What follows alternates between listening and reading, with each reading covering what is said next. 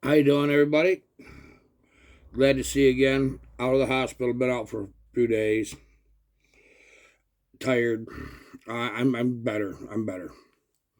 Don't worry about me.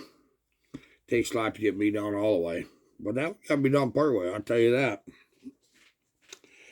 Uh, I think my medicine to control my pulse rate has got to be adjusted. It's one pill every 24 hours. I get these. I take pills 6 o'clock in the morning, and at 6 o'clock, my pulse was up. This morning it was really up. It was up to 140. And, but what it does is I get a real drop in blood pressure, and my pulse comes down by about, I'd say 10, 11 o'clock. It, blood pressure drops to, what the heck was it? 87 over 40, pulse is 68, and it stays there. And I'm dizzy and I feel like a bag of crap. I think all you got to do is split it up. One pill every 12 hours. I think that's going to solve that problem. But as far as everything goes, I'm great. I've not been out in the shop here working. I have missed you guys. And I want to tell you something. All of the fantastic, uplifting comments and get well wishes. I wish I could give you all a hug at once. I just want to express what that meant to me. As here I am in the hospital all alone, a place I don't even want to be in the first place, and you guys are that kind. It helped me get through kind of a bad time. I am not good in hospitals. I just am not. First thing is I don't always trust what's going on, which if some of you that seen the second video understand completely why. And the rest of you guys are wondering, what was the second video? I will talk about it at some point. But there's more going on behind the scenes right now on my part. Okay.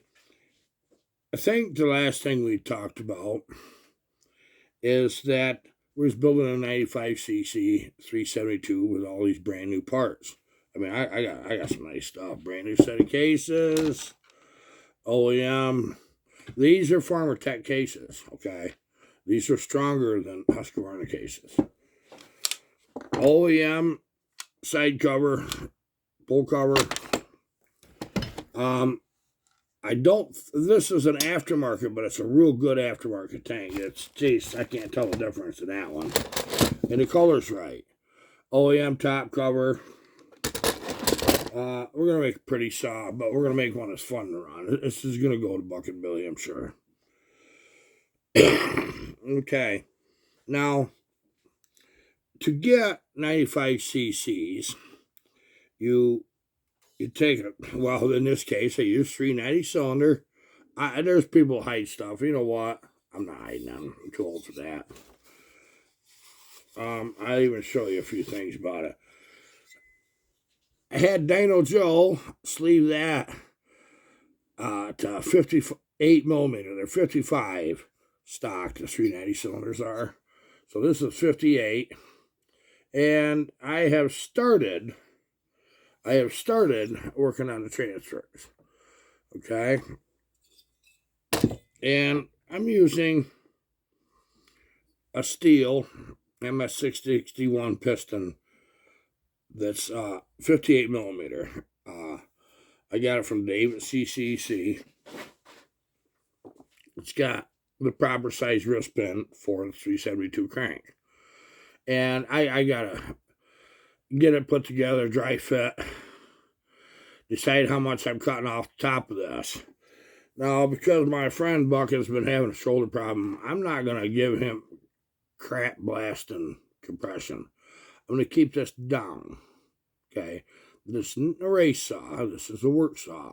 Something that the man can just run. And I predict it's going to be quite a loyal saw. One ring, nice thin ring. I got to shed a little more weight off of that piston. I can tell you that right now. It's not as light as I want. But by the time I take that little dome off, it's going to be fine. It's going to be just beautiful. So half the trick is figuring out, if you see, the holes are elongated every which way. And no, nothing's deburred or cleaned up. I'm not to that level yet. And what I was doing was fitting this cylinder, okay? Which I had it fit. I believe I had it fit. I can't remember. Guys, that first couple days there before I went in, I wasn't doing real good. And it's, for a little while, I haven't felt great. I just haven't. So maybe this is good. You know, get the problem solved, right? We'll continue on with them.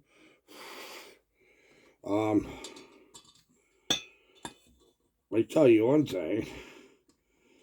I'm going to try to work out here tomorrow, see how I feel.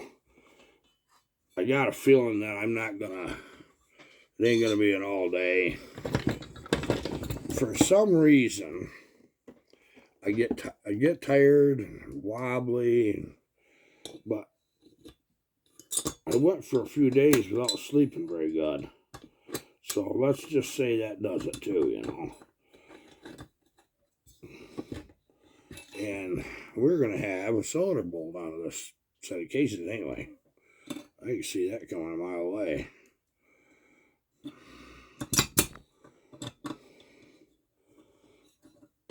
We got some neat things coming up. I got obligations to some of you guys I got to take care of. Just a couple. And I'll get it taken care of. Just bear with me. Nothing like this is permanent for me, believe me. But we've got this where all the bolts will start. I'm just going to draw one down. Fit on these cylinders. Boy, if you ever decide you want to give this a go and figure it out how to do it, be careful. It's got to be centered side to side, front to back. Okay? That's what you got to make sure of. You do have to relieve the inside of your case. Well, I don't recommend building 58 millimeter. Go 56. But you can see by the line that I have around that cylinder right there that I got a beautiful, beautiful fit. You'd think a 390 cylinder ought to come from these from the factory, wouldn't you? You would, but they don't. They could have done it, couldn't they? Why didn't they? Because they didn't want to have one size fits all saw that did everything anybody could ever ask for. They didn't. So that's what you end up with. You know what's bad, having 4 or 5 days to myself? I mean, I gotta admit, Sunday I run the chainsaw a little bit. I've got an 044 red lever 10 millimeter wrist pin one. I run that. I cut up a log. And I sat down and watched my brother. My brother came over and finished, cut my firewood I needed. He got me ahead a little bit. And Monday, I hauled 2 loads of round bales. All by myself. Well, I used to truck, you know. And it just happened to work out. Cullen's first job, he couldn't, he's a commercial appliance repairman. He couldn't go till 10:30. So he was able to be there to help me unload that first load. Yep. In times of need, we take care of each other. You guys do too, and I know it. I was so kind of piped on. I'd have had this running in the wood, and you'd have seen it. I do have to run the ceramic hybrid bearings. The 6202s aren't strong enough. And I'm not trying to build this as a maximum horsepower saw. I know what I can get out of it. I already know. An unbelievable amount. I'm trying to get this where it's a real serious logging saw that you really go out there and you can work for day in, day out, 8 hours a day, not have trouble with. That's harder than building play saws. These guys that build play saws, good. I'm glad you're having fun. I take saws a little serious. It doesn't mean I won't build a play saw now and then. But we're not done with these yet. I want to do a 90cc Reed 372. I think that's what I'm end up settling in. This is what my favorite would be. I just want to see what 95cc's feels like in these. And the trouble is, I can go over 100. I can. I'm not doing it. But if you wanted to get the idea of the difference, I think I showed this already, but bear with me because I don't remember. This is a X-Torque 50 millimeter piston. This is that 58 millimeter. There's quite a size. That was a car engine. That was a 4-inch small block Chevy. This would be a 5.5 inch, wouldn't it? That's the relationship the bore difference is. But you know what's funny? Boy, I don't know if my scale's right here or not. These saws run that way to piston, don't they? And I hadn't even dawned on me about this. I gotta find my scale.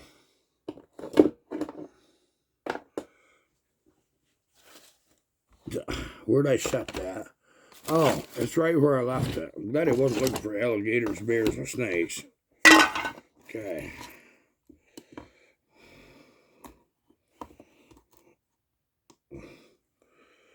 Let me take the ring off. Okay, there's no wrist pin in it. Rings. Well, them rings are stuck. I'm not going to further on try to dig them out. I'll get that bottom ring off. I can do that. Well, maybe I can't even do that. Hire the handicapped. They're fun to watch, huh? I can say that when it's me, right? Okay. One ring's on this.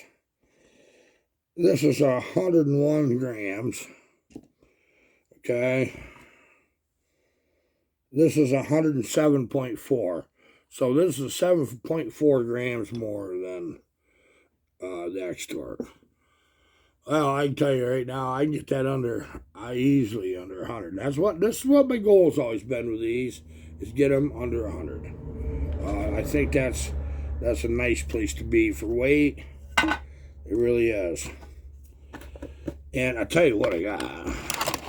But you guys, some of you have probably seen the video. I took apart a 372 that one case side was broke. And boy, look at that crank. Look at that rod. No color. Nice looking.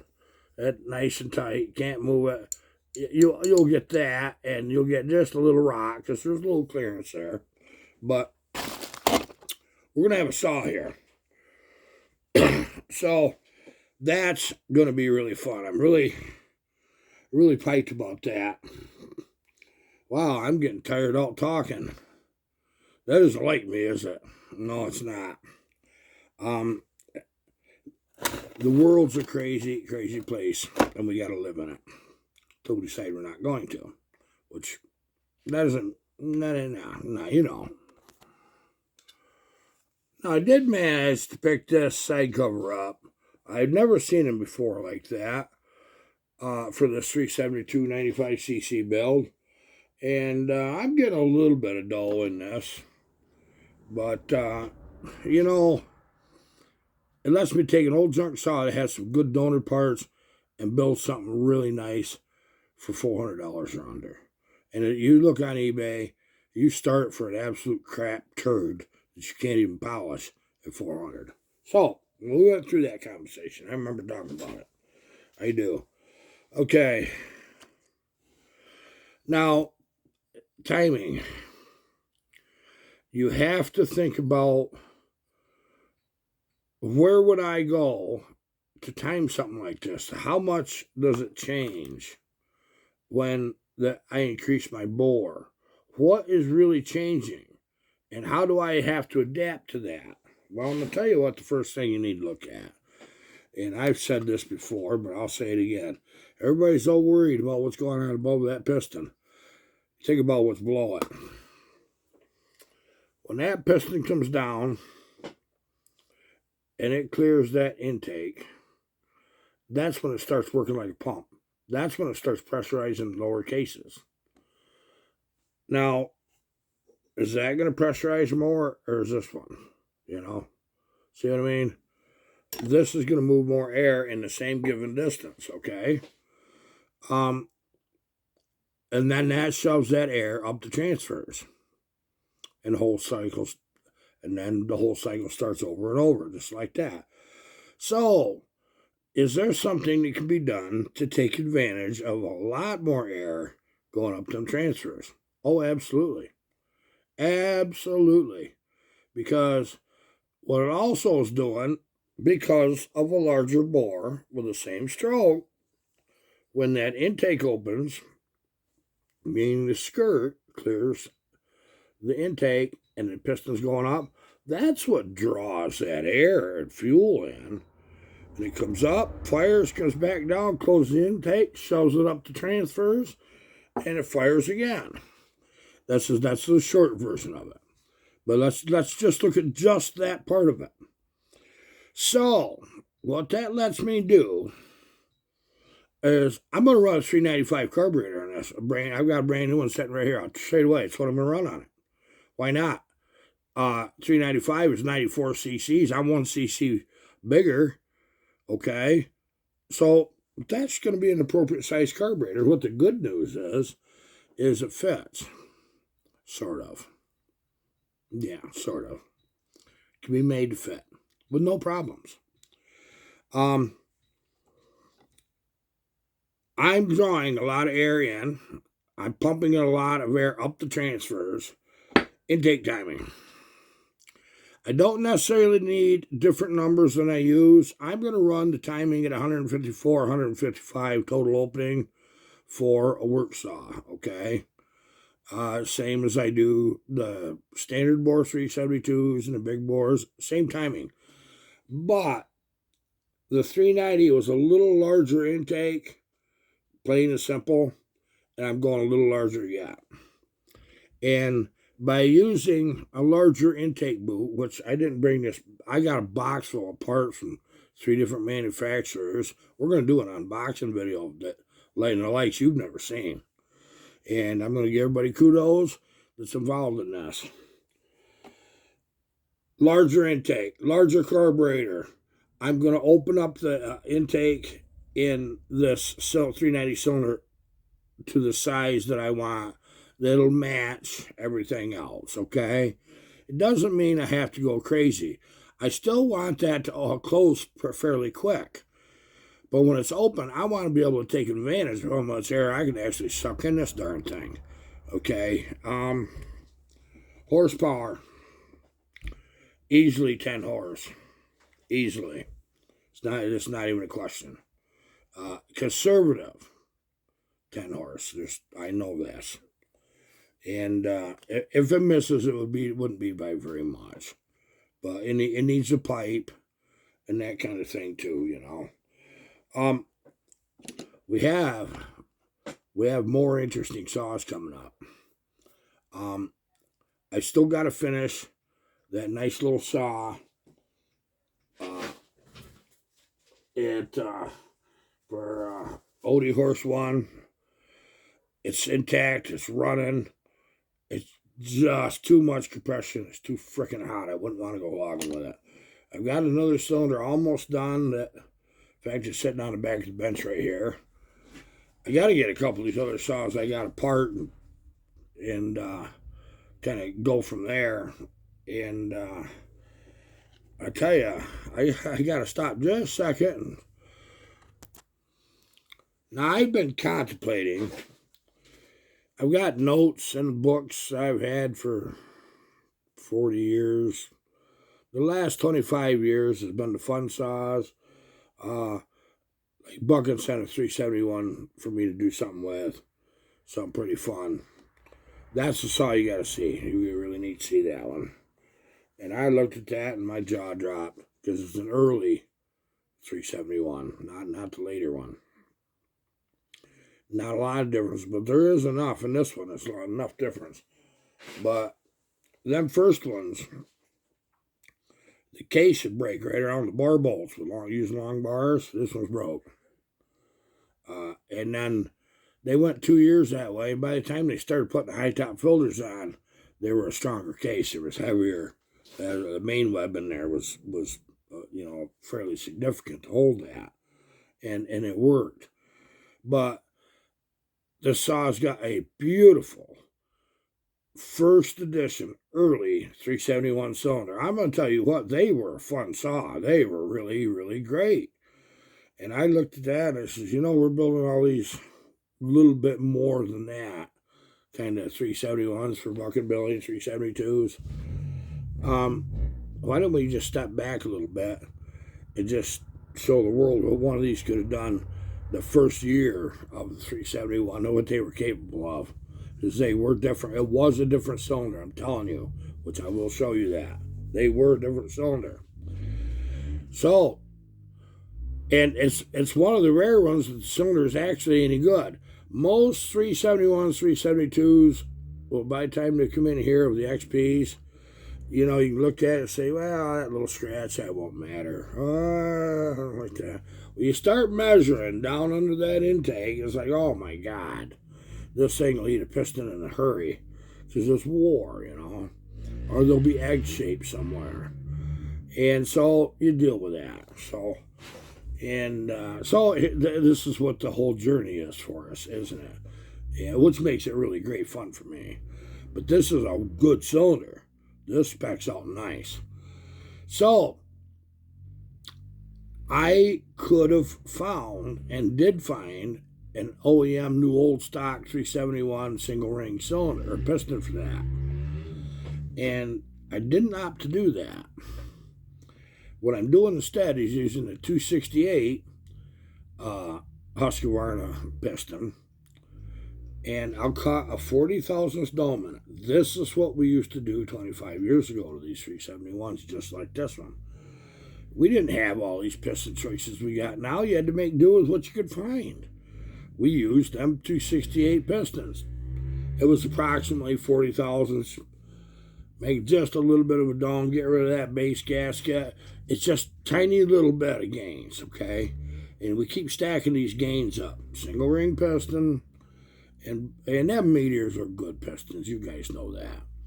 But every part that makes this a 371 early edition is there, and it's intact, and it's not been changed, including the carburetor. That was important. That's got the HD6. And I can't wait to show you what that build is. I'm probably going to continue on an hour or two a day, putter with this, get it kind of together. And I've got train grow saw that I've got to run. I'm not up to a train right now. Sorry, buddy. I put that back together the night before I went in the hospital, or 3 nights ago before that. And I got a little nickel dime stuff to do, but I got to get that started. But I'm not doing it yet. But I can sit here and yak with you guys, which I love to do that. And I'm so glad you watch this channel. YouTube, if you want to know the truth, 5 years ago, I didn't even know what YouTube was. My son showed me. Crazy, ain't it? Yeah. And now I'm part of it. I'm part of the YouTube community with all you guys. I'm telling you, this saw right here, when I get done with that, I'm going to be pretty excited. It's probably the only one I'll ever build of the 95s. I know I'm going to do 100cc, and I'll keep that for me once. That'll go nowhere. But I think that the future of this channel looks pretty good, don't you? Yeah, I had to make a big diet change there months and months ago because of diabetes, which that's all good and well. Now I've got a whole nother bunch of changes I gotta do too. And it's not lifestyle, it's just getting used to the new me, that's all there is to it. Get my meds straight, that kind of thing. I'm like one of these old saws, they were good in their prime, but boy, when they get past their prime, they're wore right out. You got to do some rebuilds here and there. That's kind of where I'm at right now, you know. But it's going well. It's this saw thing. There's so much bickering and arguing about amongst these small little channels that think they're godlike. They haven't been doing this very long, and they don't know what they don't know yet. They just don't.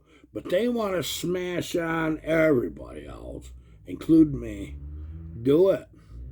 Just do it. If that makes you feel good, do it. But I guarantee you that's not how you get subscribers, bad-mouthing everybody else, going on to other people's comments and talking bad about the next guy, and he ain't even there. You know what? These people on YouTube are not stupid. They pick up on that. It's like, well, I like Tin Man. I like Iron Horse. I like this guy. I like this guy. Why is this one little group of people just friggin' slandering and bad-mouthing? Well, it's funny. Because it's like, well, who are these yo-yos? So I started figuring them out, which I know exactly who's who now. Every dang one of them. And I started watching their saws run. It's like, oh, come on, guys. Come on. You ain't got it. You ain't got it. No. No, you don't. You just think you do. Well, what's cool is they trade a saw amongst themselves. Nobody else gets one. Okay? And then they get to pat each other on the back on how awesome they are. Guess what? My saws go on the world stage. Buck and Billy's just one of them. Okay? You want to freaking know where you stand? Buck and Billy's hard. If it hasn't got exactly what he wants, and he's a nice guy about it, he just won't run the darn thing. If you see him running the saws, great. Anybody that sends him saws, he's, well, just going to have to give it the Iron Horse test. Which, I'm up for that challenge. Because quite honestly, I've sent Buckin some fairly mild saws. But he's getting some this year that aren't so mild. So this will be fun. It really will. And my buddy Tin Man, he's doing so awesome. He's getting into the 372s. I begged him 2 years ago. Start building 372s. You'll learn more for that from them 372s, that series of saws, than anything all the other saws combined. You'll learn more there. 372 is like working on a World War II Army Jeep. You don't have to have much to be able to do it. They're stable. They're sound. Quad loop transfers are easy to do to make good power. It is a real easy saw to make it do what you want it to do. Learn that inside out, and then start going to the 272s or the old 44, 46 deals. Stay away from the 66 mag for a bit until you really got it figured out. That's one thing I'll tell you. But even a blind squirrel finds a nut once in a while, don't they? Yep. And, but, so now his little journey, Tin Man's journey going down the road with these 372s, he's learning some subtle little tricks. And he's going to be applying them. And he's opening his mind up. The same as a lot of you guys. I seen it makes you a better builder. I've been doing this 45 freaking years, fairly solid. I mean, you know, it's always been enough, just like it is now, just a hobby. But I've been doing it for a long time. Well, guess what? You learn. And you'll go 10 years knowing this is the way I like to build a series of saws. All of a sudden, the situation will change and do something different. It's either better or worse. But once in a while, you find that friggin' golden chain, and you pull it.